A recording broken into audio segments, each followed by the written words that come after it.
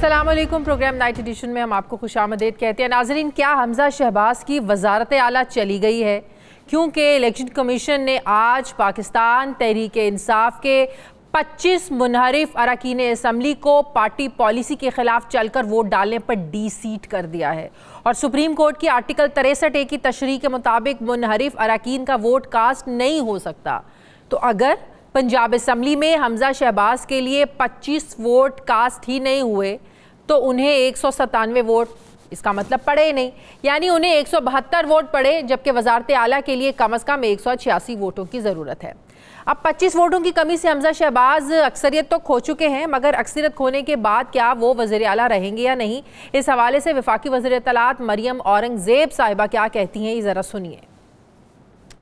आज जब election commission का पंजाब में 25 सीट्स के ऊपर मेंबरान को डी सीट करने का फैसला आया है, इस फैसले के बाद पाकिस्तान मुस्लिम लीग नून और इत्तेहादियों की जो पंजाब में हुकूमत है, इस पे कोई फर्क नहीं पड़ता, क्योंकि ये 25 लोग अगर डी सीट होते हैं तब भी मुस्लिम लीग नून और इत्तेहादियों की जो तादाद है वो 177 होती है और 172 के ऊपर ये लोग खड़े हैं।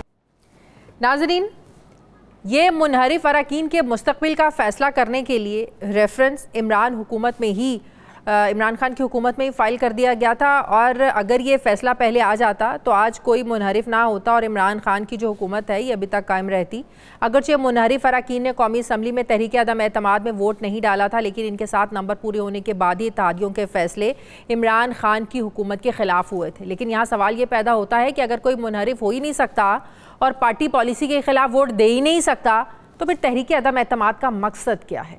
क्योंकि फिर तो पार्टी के हासिल करदा नंबर्स ही फैसला करेंगे। यानी अगर कोई वज़ीर आज़म 5 साल के लिए मुंतखब हो जाए तो क्या मतलब इस वज़ीर आज़म को हटाने का कोई तरीका ही नहीं है?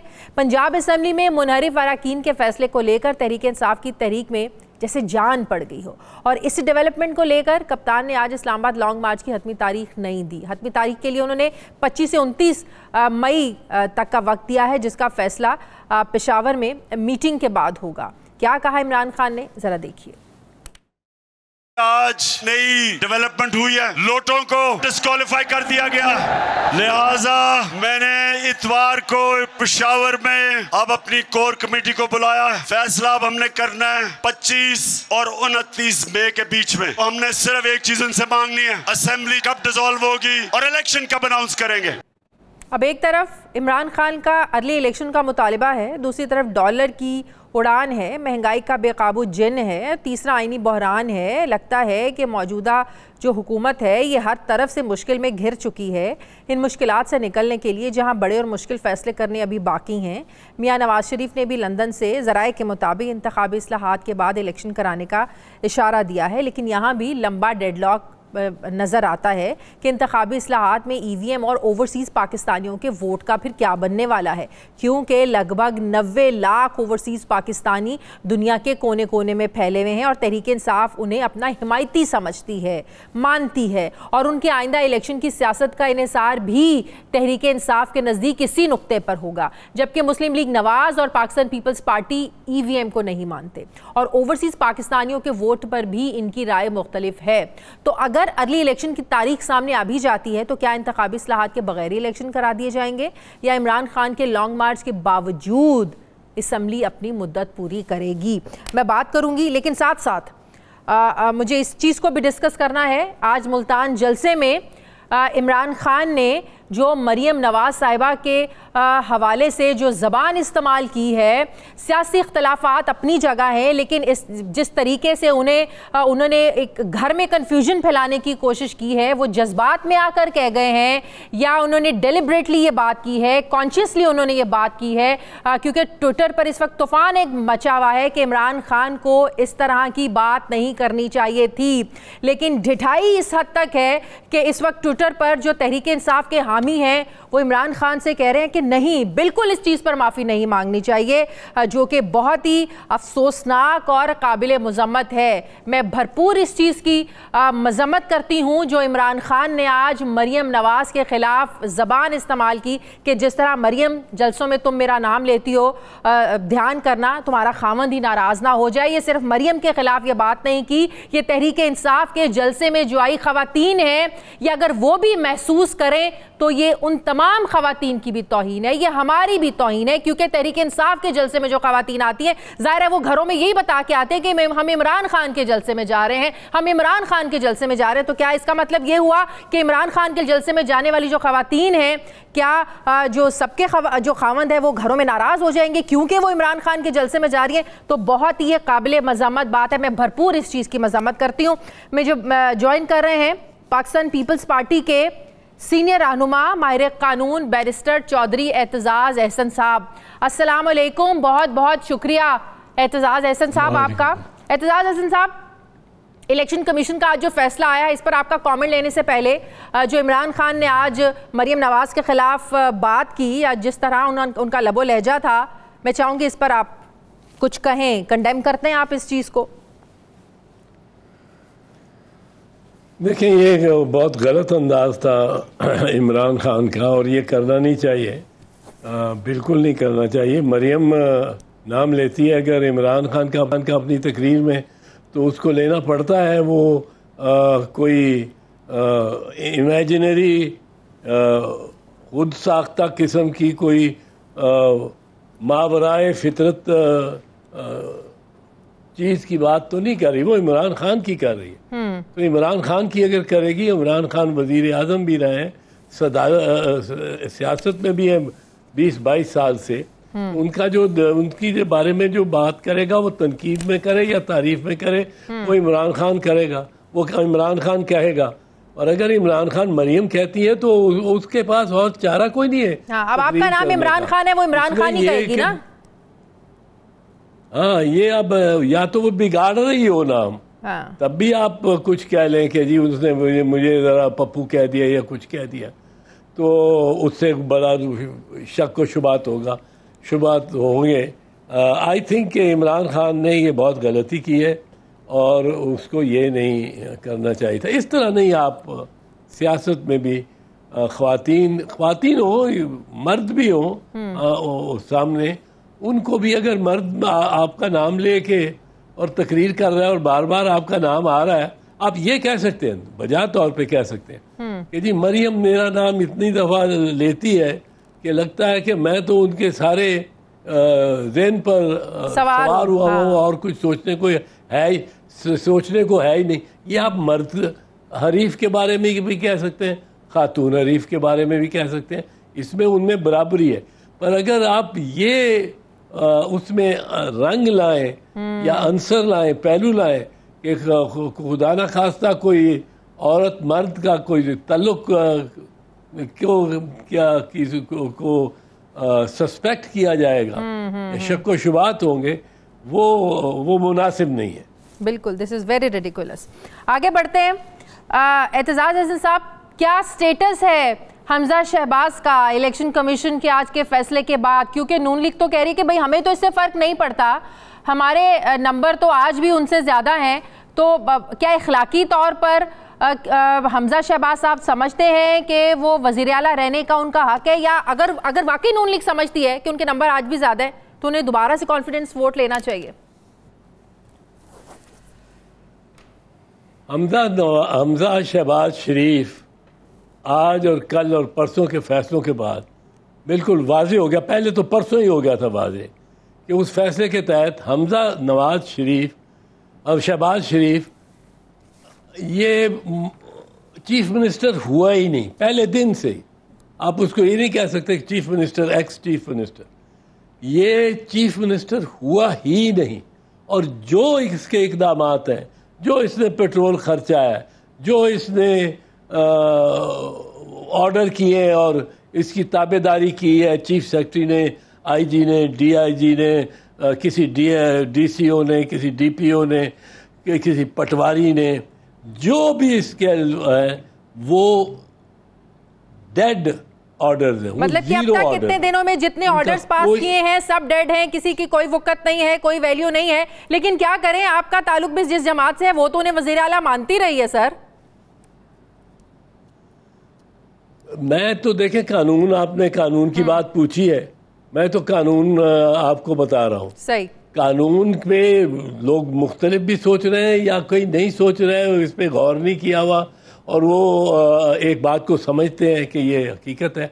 हकीकत ये है कि सुप्रीम कोर्ट ने तशरीह की है आर्टिकल 63A की। पहले इससे शुरू करते हैं फिर आगे आते हैं। तशरीह जो की है वो तशरीह ये है कि 63A के तहत जो वोट है अदम एतमाद की तहरीक में, वो वोट इंडिविजुअल मेंबर का नहीं है, वो वोट है पार्टी का।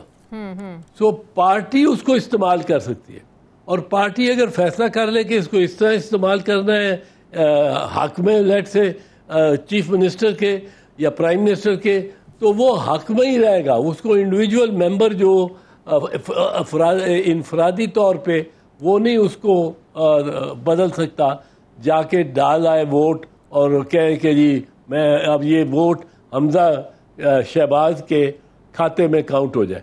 लेकिन एहतिजाज साहब फिर एक और चीज समझाइए ना, फिर अदम एतमाद का मकसद क्या है? जब आइन में ये डाला गया था उस वक्त किसी ने ये डालते हुए सोचा नहीं था 1973 के आइन में कि एक वक्त ऐसा आएगा जब लोग अपनी ही पार्टी के खिलाफ वोट देंगे। तब ये सोचा नहीं था, या अब आप समझते हैं कि इसको नए तरीके से इसको मजीद डिफाइन करना पड़ेगा कि आप इस चीज को इस्तेमाल कैसे कर सकते हैं मुस्तकबिल में? नहीं, देखो कैसे नहीं कर सकते। हमारे खिलाफ हुआ वोट ऑफ नो कॉन्फिडेंस 1979 में पीपल्स पार्टी की फेडरल गवर्नमेंट ने, तो हमारे जो एलाइज थे वो पार्टी ही छोड़ के चली गई भी थी। एमक्यू ने हमें छोड़ दिया था। ये और बात कि हमारे साथ कोई इंडिपेंडेंट्स आ गए इस स्ट्रगल में और वो हमने अपने नंबर पूरे कर दिखाए, पर जो ओरिजिनल नंबर थे वो तो हमारे बीच में से बहुत से चले गए थे और वो 63A को उन्होंने वायलेट भी नहीं किया, क्योंकि वो जमात चली गई और वो जमात ने अपने हेड का फैसला मानना था। ये शादिया ये असल में हमारे यहाँ एक बहुत अरसे से, और 63A की जो बुनियाद है, जो वजह है, वो भी यही मैं भी जो अर्ज करने लगा हूँ। हमारे यहाँ बहुत अरसे से ये कहते हैं कि जी पार्लिमानी सिस्टम ये गैर मुस्तहकम सिस्टम है, क्योंकि प्राइम मिनिस्टर जो है और चीफ मिनिस्टर जो है वो तो हर वक्त यरगमाल रहता है वोटरों का, MNAs का। 6 MNAs जाके गुजरात बैठ जाए और रूठ जाए। ये 1950 के इशरे में बिल्कुल यही होता था। रिवॉल्विंग डोर प्राइम मिनिस्टर्स थे, रिवॉल्विंग डोर चीफ मिनिस्टर्स थे, रिवॉल्विंग डोर प्राइम मिनिस्टर्स और चीफ मिनिस्टर्स। आप सोचें कि निश्तर के बाद, ममदोट के बाद, दौलताना के बाद, दस्ती के बाद, पता नहीं कौन, और रिवॉल्विंग डोर प्राइम मिनिस्टर के 10 MNA उधर चले गए तो हुसैन शहीद सोहरावर्दी गए, वो चले गए तो बोगरा आया। बोगरे के से कुछ 6 महीने रहे कि वो सारे 4 MNA ने, जो 5 MNA ने कहा कि हम तो आपको नहीं मानते। अब वो बोगरा साहब चले गए। आप ये कह रहे हैं कि अदम एतमाद का तरीकाकार इस्तेमाल हो सकता है, एलाइज इस्तेमाल कर सकते हैं इसको ऑपोजिशन के साथ मिलकर। मतलब कि आप एक पार्टी के लोग जो उस पार्टी का मैंडेट लेकर आए हैं, मतलब कि तहरीक इंसाफ के लोग हो या नून लीग के लोग हो, अपनी पार्टी के खिलाफ वोट नहीं दे सकती। एलाइज इसको यूज कर सकते हैं ऑपोजिशन के साथ मिलकर। एलाइज यूज कर सकते हैं, इंडिपेंडेंट्स यूज कर सकते हैं, लेकिन ये एक बड़ी डिस्टेबलाइजिंग कंडीशन थी। अब इसकी वजह से ये कहना शुरू हो गए लोग कि ये पार्लिमानी निज़ाम नहीं होना चाहिए, सदारती निज़ाम होना चाहिए, क्योंकि सदारती निज़ाम सदर को 5 साल मिले हुए हैं और वो जो पार्लियामेंट में जो भी लीडर या जो भी मेजॉरिटी माइनॉरिटी होती रहे वो सदर की ओहदे की और मियाद को उससे असर नहीं पड़ता। ये बड़ा हमारे यहाँ चला हुआ था कि सदारती निज़ाम लाओ। 2010 में, अप्रैल 2010 में जब एक यूनानिमसली सारी पार्लियामेंट ने, नवाज शरीफ भी, पीपल्स पार्टी भी, सब ने ये एक्सेप्ट किया कि ये हमें कुछ रास्ता रोकना चाहिए और इतना भी अनस्टेबल नहीं कर देना चाहिए प्राइम मिनिस्टर को कि उसको हर दूसरा एमएनए आंख दिखा के देख रहा हो और कह रहा हो कि मैं तुम्हारे खिलाफ जा रहा हूँ। तो उस वजह से 5 ऐसे अमूर थे जिन पे ये कह दिया गया कि ये वोट पार्टी का है। वो 5 थे: constitutional amendment, budget, vote of no confidence, vote of confidence और election of the prime minister. अब ये उन्होंने कहा कि ये अब इन पे समझो प्रेसिडेंशियल सिस्टम का किस्म का होगा और इसमें आप प्राइम मिनिस्टर को हटा सकते हैं और उसके लिए उसके जो एलाइज हो वो खिलाफ हो, इंडिपेंडेंस खिलाफ हो, पर अपनी पार्टी में बगावत ना हो। अपनी पार्टी में बगावत होती है जब, मतलब कि आप समझते हैं कि हमेशा के लिए सुप्रीम कोर्ट के फैसले के बाद, इलेक्शन कमीशन के फैसले के बाद हमेशा के लिए अब ये रास्ता बंद हो गया है कि अगर आप पीटीआई के वोट लेकर आए हैं बल्ले के निशान पर तो आपको 5 साल उधर ही रहना है, आप मुनहरिफ नहीं हो सकते, आपके ज़मीर नहीं जा सकते, भले ही पार्टी जो है ना, आप पार्टी की पॉलिसी से मुत्तफिक हैं या नहीं है। लेकिन अगर एक सवाल ले लेना एतजाज साहब, अगर ये फैसला पहले आ जाता तो आज हालात फिर मुख्तलिफ होते। अगर सुप्रीम कोर्ट पहले फैसला दे देता, इलेक्शन कमीशन पहले फैसला दे देता, आप नहीं समझते कि हालात मुख्तलिफ होते फिर आज?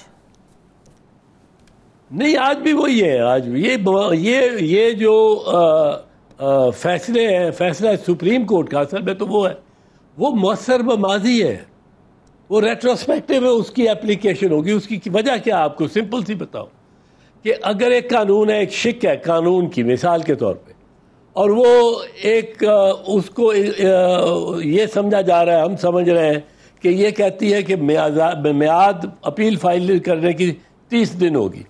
अब सुप्रीम कोर्ट कहता है नहीं, ये अगर पढ़ो आप इसको, ये सेक्शन को इस सेक्शन के साथ पढ़ो और इस सेक्शन के साथ पढ़ो, तो ये 30 दिन नहीं है तो इनके 90 दिन बनते हैं।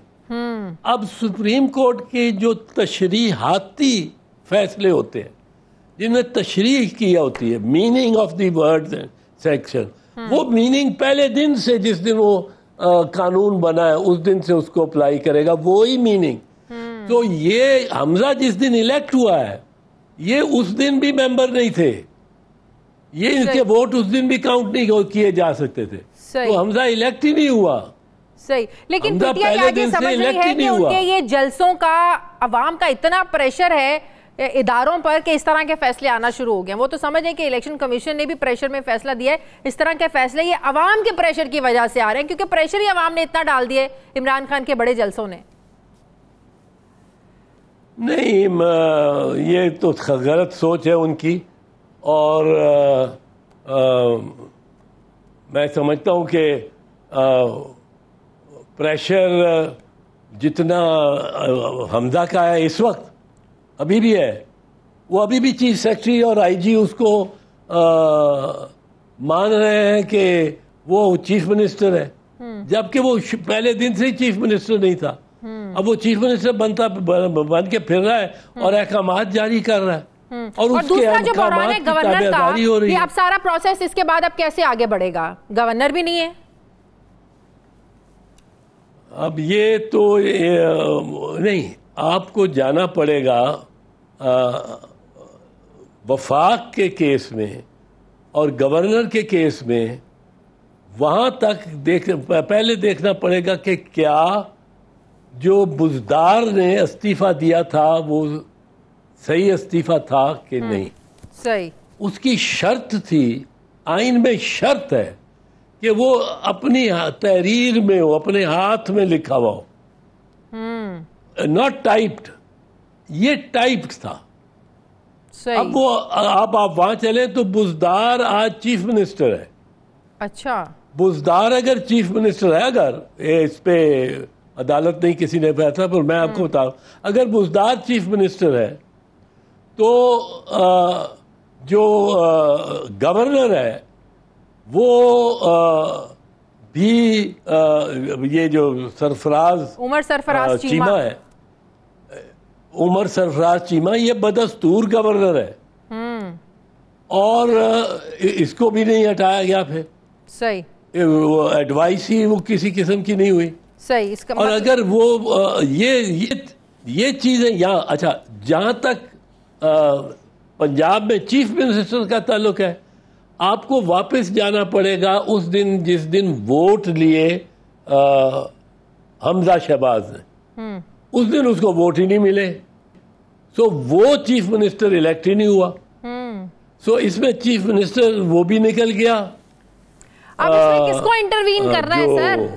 अब कौन इंटरवीन करेगा? कौन हमजा को कहेगा ये कुर्सी अब आपकी नहीं है? ये अदालतें कहेंगी। सही, अदालत कहेगी। सही, ये तो बड़ा क्लियर केस है। ठीक है, ठीक है, ये तो बड़ा क्लियर केस है, इसमें तो कोई इबाम ही नहीं है। सही, बहुत बहुत शुक्रिया। पाकिस्तान पीपल्स के सीनियर रहनुमा माहिर कानून बैरिस्टर चौधरी एतजाज़ अहसन साहब मेरे साथ थे। अब अवामी मुस्लिम लीग के सरबराह साबिक वफाकी वज़ीर दाखिला शेख रशीद अहमद साहब मुझे ज्वाइन कर रहे हैं। अस्सलाम वालेकुम, बहुत बहुत शुक्रिया शेख साहब आपका। शेख साहब, आज इमरान खान साहब ने जो मरीम नवाज़ के हवाले से जो गुफ्तगू की, आप उसकी मजम्मत करते हैं? वो जोश में कह गए या कॉन्शियसली उन्होंने ये बात की? आप मजम्मत करते हैं इसकी सर? मैं तो तकरीर नहीं सुनी, सुने बगैर तो मैं कुछ नहीं तबसरा कर सकता। मेरी तबीयत खराब हो गई थी और मैं मोटरवे पे हूँ इस वक्त। आपके जो प्रोड्यूसर हैं उन्होंने कहा बात करना चाहती हैं, आप उससे मजम्मत या हमायत की बजाय पॉलिटिकल सवाल करेंगे। सर मेरा काम है सवाल करना। जो चीज़ हुई अगर आपके नॉलेज में नहीं है, हम आगे बढ़ जाते हैं। हम आगे बढ़ जाते हैं सर, हम आगे बढ़ जाते हैं। सर, लॉन्ग मार्च की तारीख देने में ये कन्फ्यूजन क्यों थी? क्योंकि आज ये एक्सपेक्ट किया जा रहा था कि आज इमरान खान साहब लॉन्ग मार्च की तारीख देंगे। क्या मजीद वक्त दिया जा रहा है कि इस्लामाबाद जाने से पहले बेहतर है कि इलेक्शंस का ऐलान कर दिया जाए, नहीं तो हालात फिर किसी के कंट्रोल में नहीं रहेंगे? देखिए, एक दुरुस्त फैसला है। हालात, बातचीत चल रही है, इलेक्शन की जानिब चल रही है और दरवाजे सारी तरफ खुले हैं और अच्छी खबरें भी आ सकती हैं और बुरी खबरें भी आ सकती हैं। अच्छी खबरों के ज्यादा चांसेस हैं, शहबाज शरीफ पे फर्द जुर्म भी लग सकती है। अच्छा, सुबह हमजा पे भी लग सकती है, ये चांसेस हैं। ये ना हो कि सुबह लगे ना तो आप कहें सुबह उसको चुप पड़ी हो, क्योंकि जब फर्द जुर्म लगनी हो तो उसको चुप पड़ जाती है। और शहबाज से हमजा का तो काम पूरा हो गया और वो कहते हैं हमें फर्क नहीं पड़ता, नंबर आज भी हमारे ज्यादा है। देखें, अगर नंबरों तक बात रहेगी तो तब है ना, बात आगे निकल चुकी है। ये बच्चे हैं, आप इनको क्या पता अब कहाँ से नंबर उनके ज्यादा है। एक वोट उनका शहबाज शरीफ का ज्यादा है जी, मैं एतराफ करता हूँ।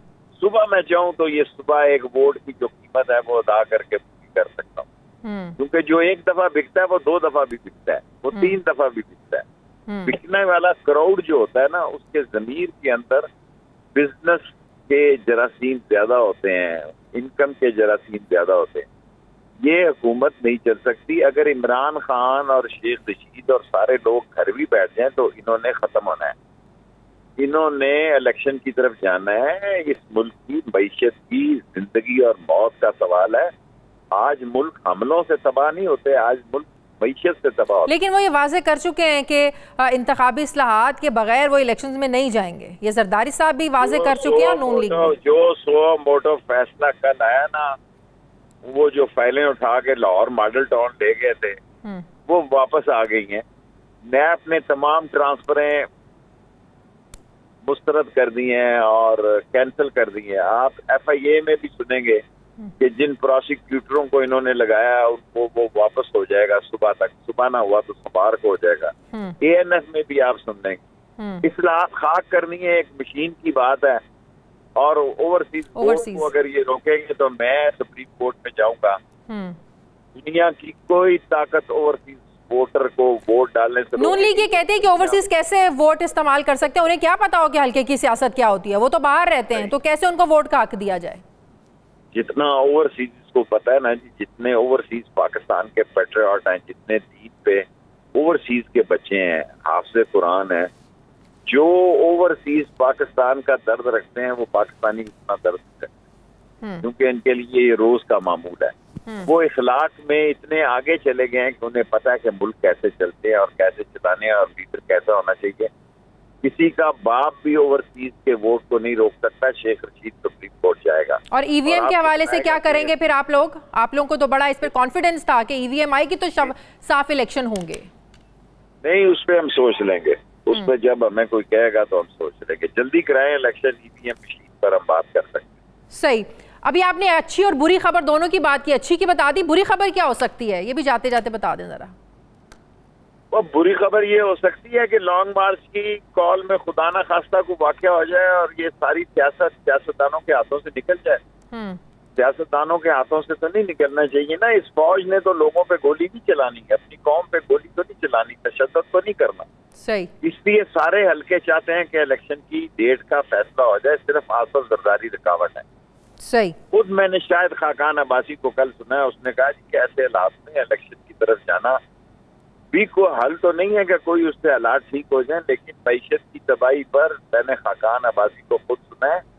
मैंने मरियम को नारे मारते सुना है कि हमें निकल आना चाहिए हुकूमत से।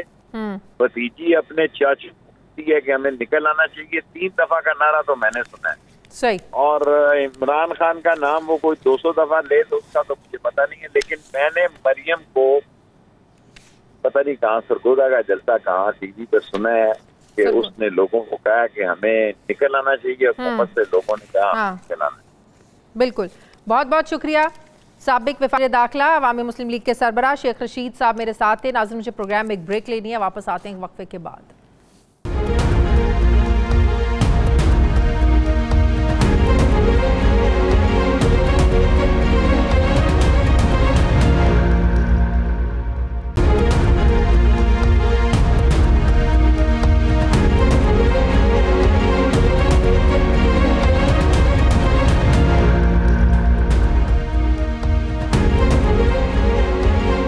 ब्रेक के बाद एक बार फिर से आपको खुशामदीद कहते हैं। मुस्लिम लीग नून के सीनियर रहनुमा परवेज़ रशीद साहब मुझे ज्वाइन कर रहे हैं। अस्सलाम वालेकुम, बहुत बहुत शुक्रिया परवेज़ रशीद साहब आपका।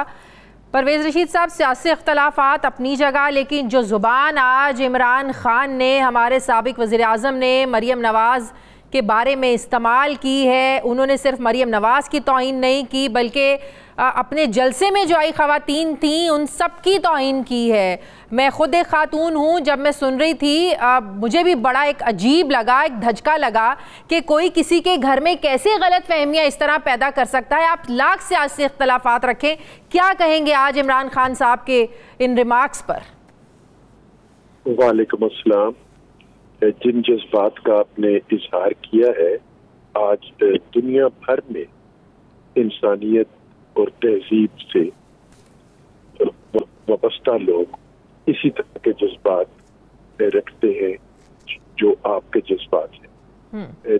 जो कम ज़र्फ़ ज़हन होते हैं, पस्त ज़हन जिनको कहते हैं, जिनकी तालीम और तरबियत बदकिस्मती से नहीं हो सकी होती किसी वजह से, उनके पास सियासत में, गुफ्तगू में दलील नहीं होती और दलील की कमी, उनके इल्म की कमी, उनकी जहन की पस्ती जो है वो दलील के मुकाबले में एक गालियां निकालने से होती है।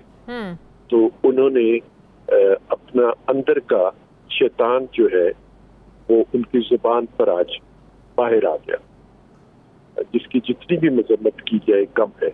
लेकिन ये पहली दफा तो नहीं है, इसकी मिसालें तो बहुत सी हैं। जब एक खातून के साथ सड़क पे रात के वक्त एक हादसा रूनुमा हुआ जिससे सारा पाकिस्तान दुखी हुआ, तो इन्होंने इस तरह के वाकयात की वजह खवातीन के लिबास को ठहरा दिया था। तो ये उनके नेचर में है, उनकी तरबियत में है। लेकिन हमें समझ नहीं आती ना परवेज़ रशीद साहब, सियासत अपनी जगह, जाती जिंदगी को बीच में लाना ही नहीं चाहिए। दोनों तरफ से, ऑपोजिशन में कोई भी हो, हुकूमत में कोई भी हो, दोनों तरफ से इस चीज़ का एक इन लिमिट्स का ख्याल रखना चाहिए कि जाती जिंदगी को सियासत में डिस्कस नहीं करना चाहिए। बिल्कुल ठीक बात है, आप दुरुस्त कह रहे हैं। जाती जिंदगी सियासत में डिस्कस नहीं होनी चाहिए। सियासत में सियासी बातों का जवाब होना चाहिए। और उन्हें सियासी बातों का सियासी जवाब देना चाहिए, लेकिन सियासी बातों का जवाब देने के लिए सियासतदान होना जरूरी है और इंसान होना भी जरूरी है। अगर आप इंसान नहीं है तो फिर आप शैतान है, तो शैतान तो शैतानी जुमले ही बोलेगा ना।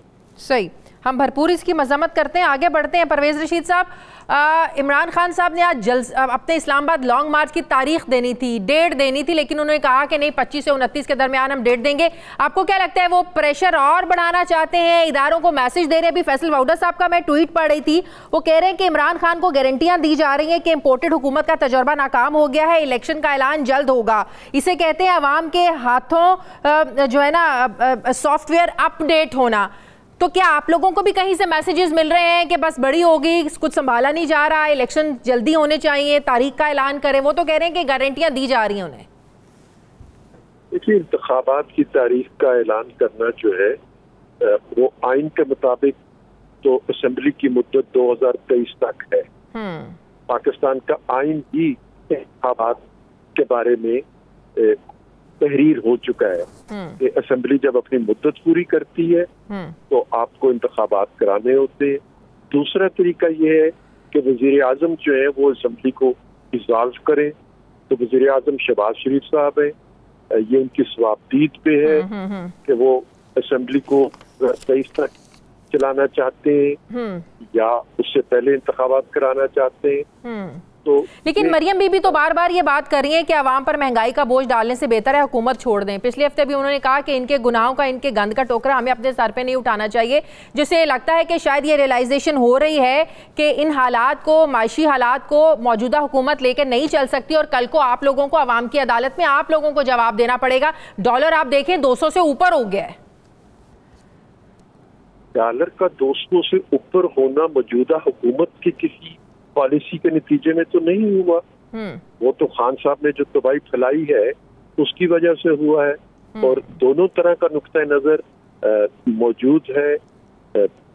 ये भी नुक्ता नजर मौजूद है कि पहले माशी इस्तेहकाम जो है उसको हासिल किया जाए और फिर इंतखाबात की तरफ जाया जाए, और दूसरा नुक्ता नजर भी मौजूद है। लेकिन ये तो डिबेट की बात है, डिबेट होनी चाहिए। जमहूरी माशरों में डिबेट होती है, लेकिन जमहूरी माशरों में यलगार नहीं होती, लश्करकशी नहीं होती।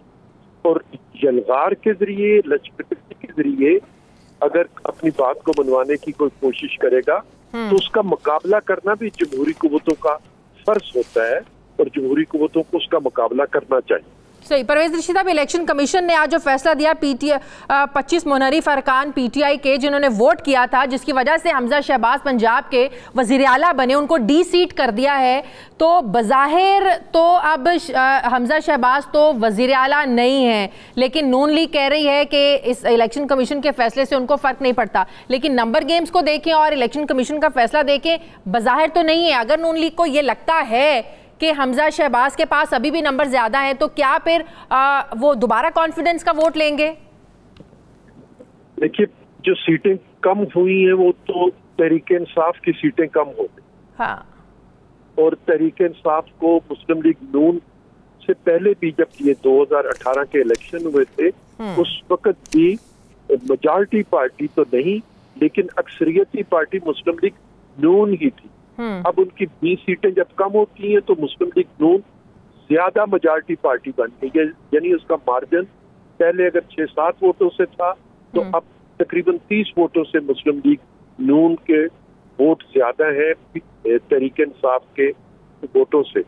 तो मुस्लिम लीग नून वाहिद मेजॉरिटी पार्टी है इस वक्त की असेंबली में। लेकिन फिर भी ये साबित तो करना होगा ना, जाहिर है कि आपको वोट आपके ज्यादा हैं, नंबर्स पहले से ज्यादा हैं, तो इसके लिए कॉन्फिडेंस का वोट दोबारा नहीं लेंगे आप? ये तो फैसला जो है मुस्लिम लीग नून की सूबाई पार्लिमानी पार्टी को करना है। सही। मुस्लिम लीग नून की सूबाई पार्लिमानी पार्टी जो मुनासिब फैसला होगा उसको अख्तियार करेगी। सही, बहुत बहुत शुक्रिया। मुस्लिम नून के सीनियर रहनुमा परवेज रशीद साहब मेरे साथ हैं। मुझे ब्रेक लेनी है नाज़रीन, वापस आते हैं वक्त के बाद।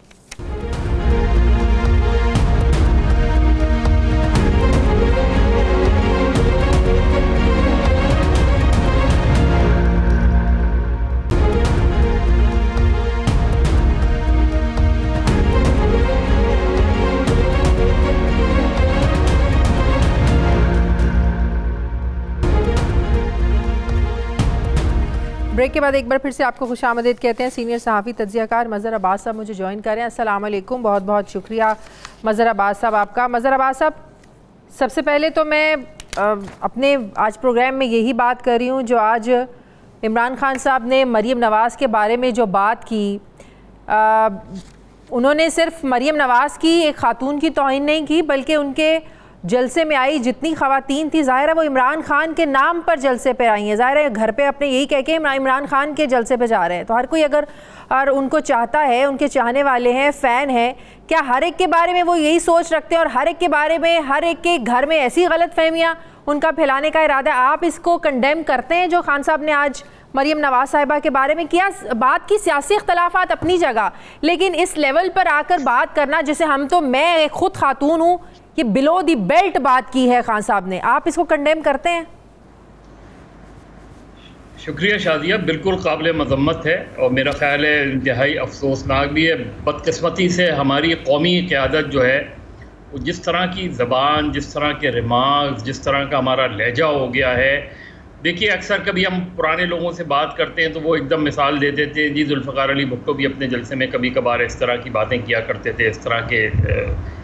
फ़र्क सिर्फ ये है कि उस ज़माने में अव्वल तो आप बहुत ज़्यादा मिसालें नहीं दे सकते, कम मिसालें दे सकते हैं। दूसरे ये कि वो ज़माना था जिसमें मीडिया का इतना एक्सपोजर नहीं होता था। हाँ, ट्विटर नहीं था, सोशल मीडिया नहीं था, मेन स्ट्रीम मीडिया भी नहीं था। पीटीवी था जिसमें एक मरतबा भुट्टो साहब के ज़बान से गाली निकल गई थी तो उन्होंने फ़ौरन रेडियो और टीवी वालों को मुखातिब करके कहा कि इसको काट देना। वो होता है। जो रियलाइजेशन अब नहीं आ रही पिछले चंद सालों में, मैंने 88 के जलसे में शेख रशीद साहब की ज़बान सुनी थी, इंतहाई, यानी इस वक्त आज जो इमरान खान ने जुमला कहा है उससे भी ज़्यादा घटिया ज़बान शेख रशीद साहब इस्तेमाल करते रहे हैं। लेकिन जो चीज़ रियलाइज हम नहीं कर रहे कि हम इसमें कोई भी एक जमात जो है इस कल्चर को बेहतर बनाने की कोशिश नहीं कर रही। यानी गाली का जवाब गाली से दिया जाता है, तू तड़ा का जवाब तू तड़ा से दिया जाता है। बिल्कुल। ये कोई भी, यानी चले एक कोई लीडर गलत बात कह रहा है, गलत जुमले इस्तेमाल कर रहा है, खराब, लेकिन आप समझते हैं कि कल्चर पीटीआई के दौर में ज्यादा परवान चढ़ा है? पीटीआई के दौर में पीटीआई क्योंकि सोशल मीडिया पे सबसे एक्टिव है पीटीआई में, और बदकिस्मती ये है कि इन सारी सियासी जमातों के पॉलिटिकल मीडिया विंग्स हैं, सोशल मीडिया विंग्स हैं। किसी एक जगह भी मैंने नहीं देखा कि किसी एक कोई डायरेक्टिव गई हो किसी लीडर की, इवन इंटरनली, कि जी इस तरह की ज़बान आइंदा से इस्तेमाल ना हो। उसी लहजे में बात होती है। इमरान खान आइंदा भी वज़ीर आज़म हो सकते हैं, पहले भी वज़ीर आज़म रहे हैं। अगर इमरान खान की ज़बान से इस तरह के जो जुमले आएंगे तो आप मैसेज क्या दे रहे हैं? बिल्कुल, मुखातिब आप यूथ को कर रहे हैं और ज़बान आप ये इस्तेमाल कर रहे हैं, रिमार्क्स आप ये इस्तेमाल कर रहे हैं। तो मेरा ख्याल है एक तो इमरान खान साहब से को खुद भी इस चीज़ को ख़त्म करना पड़ेगा और अपने सोशल मीडिया विंग से भी इस चीज़ को ख़त्म करवाना पड़ेगा।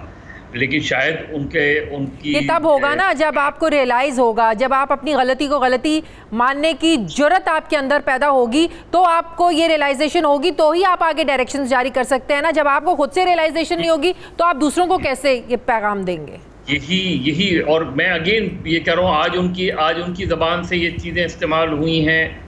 कल हमने आप राना सनाउल्लाह उठा लें, दूसरे लीडर्स उठा लें, उनका लबो लहजा, उनकी लैंग्वेज, ज़माने में आबिद शेर अली साहब को उठा लें, तो हमारे यहाँ कोई, मैं कह रहा हूँ कि जो लीडर्स इस्तेमाल कर रहे हैं कोई रोकने वाला नहीं है। कोई इस चीज़ को विद इन द, अब मुझे उम्मीद है कि तहरीक इंसाफ की ख़वातीन जो हैं, जो तहरीक इंसाफ की लीडर्स हैं, और तहरीक इंसाफ में अक्सर इस बात पे कंडेम भी किया जाता रहा है कि इस तरह के रिमार्क्स अगर ख़वातीन के हवाले से इस्तेमाल हो, तो मेरा ख्याल है इमरान खान साहब को आज उनकी बड़ी इंपॉर्टेंट स्पीच थी, दुनिया भर में उनकी ये तकरीर पाकिस्तानी देख रहे होंगे, सुन रहे होंगे। तो मेरा ख्याल है बहुत ही अफसोसनाक, शर्मनाक है और काबिल मज़म्मत है ये रिमार्क्स। बिल्कुल, शायद ओवर कॉन्फिडेंस में वो बोल गए हैं, उन्हें शायद अदराक नहीं हुआ इस चीज़ का कि वो बोल क्या रहे हैं। आगे बढ़ते हैं। मज़हर अब्बास साहब, इतनी कन्फ्यूजन क्यों है इस्लामाबाद लॉन्ग मार्च की तारीख देने के हवाले से? क्या अंदर खाते कोई चीज़ें तय हो रही हैं असम्बलियाँ तहलील करने के हवाले से, इलेक्शंस की डेट देने के हवाले से, क्योंकि आज तो यही कहा जा रहा था कि आखिरी जलसे, उन्होंने आज खुद कहा खान साहब ने कि मेरा आखिरी जलसा इस्लामाबाद लॉन्ग मार्च से पहले, लेकिन तारीख देने के हवाले से इतनी कन्फ्यूजन क्यों? बोला कि 25 से 29 के बीच में तारीख हम इसका बाकायदा ऐलान करेंगे। देखिए, एक तो शादिया आज उनका जलसा बहुत भरपूर था, इसमें कोई शक नहीं है। बहुत चार्ज जलसा था, बहुत मोटिवेटेड क्राउड था, और वो जिन्होंने जितने भी जलसे किए उसकी सबसे ज़्यादा अहमियत में क्राउड, ज़ाहिर मैं उधर मौजूद नहीं हूँ, मुझे पता है कैमरा ट्रिक्स क्या होती है, लेकिन उनके जितने भी जलसे हुए हैं वो बहुत भरपूर हुए हैं और बड़ी तादाद में लोग हैं। नंबर्स का मुझे नहीं पता क्योंकि मैं वहाँ मौजूद नहीं हूँ, लेकिन डेट क्यों नहीं थी, मेरे शायद हो सकता है मैं गलत हूँ, मेरे ख्याल में वो ये सोच रहे हैं, इसीलिए उन्होंने आज ये कहा था कि एक ऐसी डेवलपमेंट पंजाब में हुई है जिसकी वजह से वो डिफ़र, हालांकि वो डेट डिफ़र करने का इससे ताल्लुक मुझे बज़ाहिर नहीं लग रहा, लेकिन मुझे लग ये रहा है कि शायद हो सकता है कि परसों जो उनकी कोर कमेटी की मीटिंग हो उसमें ये भी गौर हो कि पंजाब असेंबली डिज़ोल्व कर दी जाए।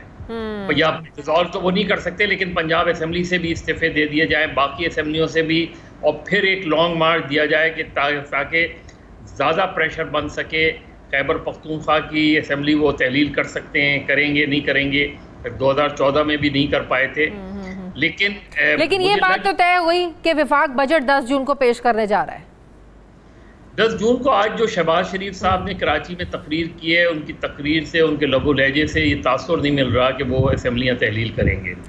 तो मुझे लग यही रहा है कि इमरान खान या तो ज़ाहिर है पंजाब असेंबली से अगर उनके पास अगर मेजॉरिटी आ गई है, जो उनके बाद लीडर कह रहे हैं, और पंजाब असेंबली से अगर वो सब के सब इस्तीफ़ा देते हैं, PMLQ वाले भी इस्तीफ़ा देते हैं, तो फिर हमजा शहबाज के लिए रहना बहुत मुश्किल हो जाएगा। इसी तरह अगर खैबर पख्तूनख्वा की भी असेंबली तहलील हो जाती है तो भी जो है, अगर इतनी सिंध असेंबली से भी उनके MPs रिज़ाइन करते हैं तो मेरा ख्याल है मुश्किल हो जाएगा हुकूमत के लिए जो है वो इस तरह गवर्नमेंट चलाना। मज़हर अब्बास साहब, मौजूदा हालात में फौरी इलेक्शन, क्या ये जो नून लीग की हुकूमत है, पीपल्स पार्टी हैं, ये जो PDM की सारी जमातें हैं, क्या इनके लिए फौरी इलेक्शन जो है आपको लगता है कि नुकसानदेह साबित होंगे? जिस तरह इस वक्त जो क्राउड है, बड़ा चार्ज है, लोगों के, आवाम के दिलों में इमरान खान के लिए ज़ाहिर एक सिंपति है, जिस तरीके से उनको घर भेजा गया है, तो मौजूदा हालात में फौरी इलेक्शंस क्या इमरान खान के हक में जाएंगे? इसीलिए जो मौजूदा हुकूमत है, ये कुछ डर है इसमें कि फौरी इलेक्शंस नहीं होने चाहिए। देखिए शादिया, इमरान खान इस वक्त विन विन सिचुएशन में है। अगर वो फौरी तौर पे गवर्नमेंट असेंबली तहलील करती है और नए इलेक्शन की बात करती है तो इमरान खान को फ़ायदा होगा। जाहिर है उनका सारा वर्कर इस वक्त सड़कों पे है, इस वक्त उनकी पूरी कैंपेन जो है वो तकरीबन आखिरी मरहले में है। उन्होंने कैंपेन तो अपनी पूरी कर ली है, तो बाकी जमातें तो अगर इलेक्शन का ऐलान करती हैं तो वो शुरू करेंगी। मरियम नवाज साहिबा, मौलाना फजल रहमान जलसे करते रहे, इसमें कोई शक नहीं है, लेकिन उनको नुकसान होगा क्योंकि ऑलरेडी 200+ पे डॉलर है इस वक्त। तो इस वक्त अब उनके लिए चैलेंज ये है कि अगर वो ऐसा बजट देते हैं जिसमें जाहिर है इलीट को वो ज़्यादा अंडर टैक्सेशन लाते हैं, आम आदमी पे जो है कम बोझ डालते हैं, हालांकि आम आदमी पे हमेशा बोझ पड़ता है। और ये जब कहते हैं सबसे ज़्यादा मुझे तकलीफ दे, कभी कोई गवर्नमेंट ये कहती है कि लोगों को कुर्बानी देनी पड़ेगी, लोगों ने सिवाय कुर्बानी के और कुछ दिया ही नहीं है। Very true. लोगों को रिलीफ कम मिला है, कुर्बानी ज़्यादा। अच्छा, लेकिन जब मरियम नवाज साहिबा ऐसी बातें करते हैं कि आवाम पर महंगाई का बोझ डालने से बेहतर यह है कि हुकूमत छोड़ देनी चाहिए, ये चीज़ें इस हुकूमत पर ज़्यादा प्रेशर नहीं डाल रही हैं कि अपने ही एक ही पार्टी के लोग, एक ही ख़ानदान के लोग जब एक तरफ एक राइट की बात करेगा, दूसरा लेफ्ट की बात करेगा, तो शहबाज शरीफ की हुकूमत पर प्रेशर तो पड़ेगा कि भाई आपके अपने लोग आवाज़ें उठा रहे हैं, तो फिर देर किस बात की है? तो ये टोकरा उठाया क्यों था? हाँ, जिसको वो गन का टोकरा कहती हैं, वो उठाया क्यों था? अदम एतमाद की तहरीक क्यों लाई गई थी? बज़ाहिर तो ये लगता है कि या तो अपने केसेस से बचने के लिए लाए, क्योंकि मुझे कोई लॉजिक नहीं समझ में आती माँ सिवाय इसके कि उनका नुक्ता नज़र ये है PMLN और पीपल्स पार्टी का कि जी ये इस तरह सख्त इक़दाम करने जा रहे थे, ये उसके तहत ये मेन स्ट्रीम लीडरशिप को जो है वो डिस्क्वालीफाई करवा देते, तो सारी प्रिजम्पशंस पे है। ये अगले इलेक्शंस के लिए प्री पोल रिगिंग करते, अगेन प्रिजम्पशंस के ऊपर है, तो उसके ऊपर आपने हुकूमत के खिलाफ वोट ऑफ नो कॉन्फिडेंस ले आए विदाउट रियलाइजिंग कि इसका रद्दअमल क्या हो सकता है, पॉसिबल रद्दअमल क्या हो सकता है। तो वो इमरान खान जो 7 मार्च को टीवी पे ये सारी डिस्कशंस होती थी कि इमरान खान की पॉपुलैरिटी ग्राफ नीचे जा गया है, वो गया है, वो इमरान खान आज डिक्टेट करने की पोजीशन में आ गए हैं। वो इमरान खान आज ये जो इन्होंने इतने दिन इमरान खान ने ये आज के जलसे की कॉल दी थी और ये कहा था 20 मई को ऐलान करूंगा, वो कोई हुकूमत के लिए डेडलाइन नहीं थी, वो डेडलाइन थी जिन लोगों को वो मुखातिब करना चाह रहे हैं उनके लिए, इदारों के। आज उन्होंने फिर डिफर कर दिया है, तो ऐन मुमकिन है कि वो ज्यादा एक्सट्रीम एक्शंस पे जाने चाह रहे हों। वो अब भी ये चाह रहे हों कि इन पे एक्चुअली अब फैसले भी कुछ हक में आना शुरू हो गए ना, तो अब शायद इदारे भी अच्छे लग रहे हो तहरीक इंसाफ को। हाँ, वही मैं कह रहा हूँ। तो वो जो उनको लग रहा है कि उनका प्रेशर काम आ रहा है, तो लिहाजा वो प्रेशर बढ़ाना चाहते हैं। अब आज अगर वो एकदम लॉन्ग मार्च की कॉल दे देते तो कुछ दिनों के लिए इसी उन्होंने डिफ़र किया कि आज वो लॉन्ग मार्च की कॉल अगर दे देते तो वो जो एक आप एक्सट्रीम पोजीशन पे जाते हैं, वो पोजीशन फिर लोग कहते फिर भी एक्सपेक्ट करते कि हाँ जब भी 25 मार्च को करेंगे, 29 मार्च करेंगे, 28 को करेंगे, जब भी डेट करेंगे, तो उन्होंने मज़ीद तकरीबन 10 दिन और दे दिए हैं। तो अब वो पिंडी को मैसेज दे रहे हैं, वो अंपायर्स को मैसेज दे रहे हैं, वो गवर्नमेंट को नहीं दे रहे। उनके सारा टारगेट जो है वो ये है कि आप लोग हुकूमत पे प्रेशर डाल के आप अनाउंस करवाएं, करें, असेंबली को फारिग करें, जिस तरीके से भी कर सकते हैं। लेकिन परसों जो इजलास है उसमें ऐन मुमकिन है कि वो पंजाब असेंबली से भी, अगर हुकूमत नहीं बन रही होगी तो पंजाब असेंबली से भी इस्तीफे दे देंगे, और ऐन मुमकिन है और फिर फुल फोर्स से उनका आने का इरादा है। अब देखिए फाइनल डिसीजन क्या होता है। बहुत बहुत शुक्रिया सीनियर सहाफ़ी तज्ज़ियाकार मज़हर मेरे साथ हैं। नाज़रीन, हमारे प्रोग्राम का वक्त ख़त्म हो गया, फीडबैक ज़रूर दीजिएगा, अपना ख्याल रखिएगा, मुझे इजाज़त दीजिए, अल्लाह हाफ़िज़।